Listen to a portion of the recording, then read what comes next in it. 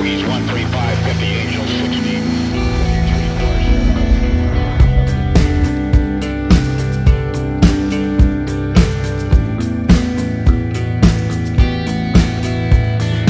Pemilihan paruh waktu Amerika yang sedang berlangsung saat ini adalah salah satu keunikan demokrasi yang ada di negara tersebut. Pemilihan dilakukan di tengah masa 4 tahun kekuasaan presiden. Tujuannya untuk mengatur ulang keseimbangan kekuasaan di dua kamar legislatif, yakni Kongres dan Senat. Ada 435 kursi yang diperebutkan di Kongres, sementara di Senat ada 35 kursi. Selain itu juga ada 36 kursi gubernur yang akan diambil oleh kandidat yang terpilih untuk posisi tersebut. Siapapun yang mengendalikan Kongres dan Senat sangat mempengaruhi agenda pemerintahan Presiden Joe Biden yang berasal dari Partai Demokrat. Dan jika Partai Republik memenangkan salah satu kamar, mereka dapat mengubah Biden menjadi presiden bebek lumpuh dengan kemacetan legislatif. Posisi Demokrat tidak aman. Sejumlah survei menunjukkan banyak kekecewaan di kalangan pemilih. Jajak pendapat juga menggambarkan Partai Republik akan bisa membalikan situasi di parlemen yang saat ini dikuasai oleh Demokrat. Bagaimana implikasi baik di tingkat domestik dan internasional jika ada perubahan di komposisi legislatif? Setidaknya ada 3 skenario yang mungkin terjadi. Skenario pertama, Demokrat tetap menguasai Senat, tetapi Republik mengambil Kongres. Kemungkinan ini disebut tinggi. Implikasi domestiknya jika hal tersebut terjadi adalah Biden dan partainya akan menghadapi serangan investigasi yang didorong oleh Kongres. Segala sesuatu mulai dari penarikan dari Afghanistan, penyelidikan FBI terhadap Donald Trump hingga kebijakan perbatasan selatan dan kebijakan COVID Biden dapat menghadapi pertanyaan Kongres. Putra Presiden Biden, Hunter, juga dapat menghadapi penyelidikan atas dugaan penipuan pajak.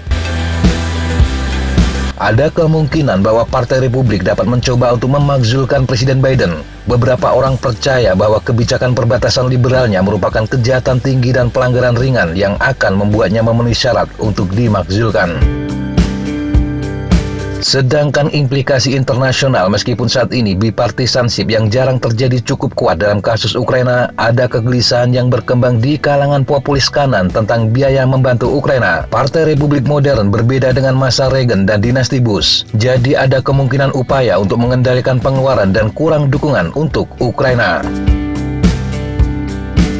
Sementara dalam agenda iklim, Kongres yang dikendalikan Partai Republik akan membuat agenda hijau jauh lebih rumit. Ini karena Partai Republik mewakili konstituen pro batu bara dan minyak. Skenario kedua, Partai Republik mengambil alih mayoritas di Kongres dan di Senat.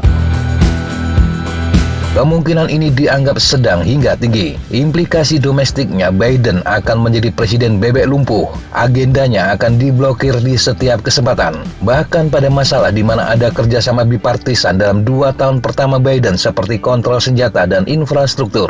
Larangan aborsi nasional akan dibawa ke pemungutan suara oleh hak Partai Republik. Demokrat akan dapat memperpanjang perdebatan tentang masalah ini.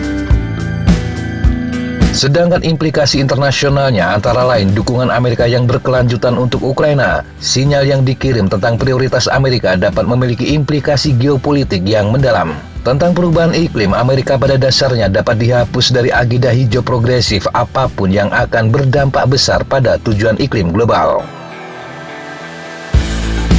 Skenario ketiga, Demokrat tetap menguasai Senat dan Kongres, dan kemungkinannya disebut rendah. Jika situasi ini terjadi, maka secara domestik agenda liberal Joe Biden akan bergerak maju. Sejauh mana kebijakan dapat direalisasikan itu tergantung pada kekuatan mayoritas Senat Demokrat.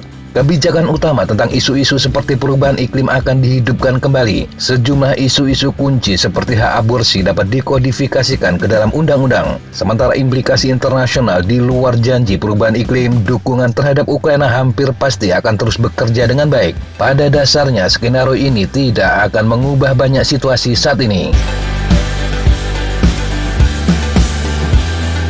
Demikian sahabat Jejatapa informasi yang bisa kita sampaikan untuk kesempatan kali ini. Sampai jumpa di kesempatan yang berbeda. Tetap kunjungi kami di www.jejatapa.com dan www.flatzona.com. Tetap semangat dan jaga kesehatan. Salam Fly Like an Eagle, Fight Like a Falcon.